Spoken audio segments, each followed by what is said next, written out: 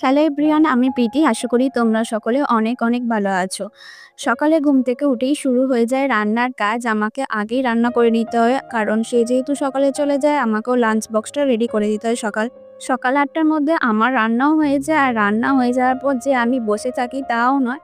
সকাল থেকেই অনেক কাজ থাকে। একজন বাড়ির বউ বলো বা হাউসওয়াইফ যারা বাড়িতে থাকে, আর কিছুদিন পর যেহেতু পুজো, তাই আমাদের তো ঘরগুলো পরিষ্কার করে নিতেই হবে। আমার মনে হয় প্রত্যেকটা বাঙালি বাড়ির মেয়েরাই এই কাজটা করে থাকে। পুজোর আগে যতই ঘর পরিষ্কার থাকুক, তবুও পুজোর আগের টাইমটা মনে হয় ঘরটা একটু পরিষ্কার করে নিই। তাই আমি একটু আগে থাকতেই শুরু করে দিচ্ছি ঘর পরিষ্কারের জন্য।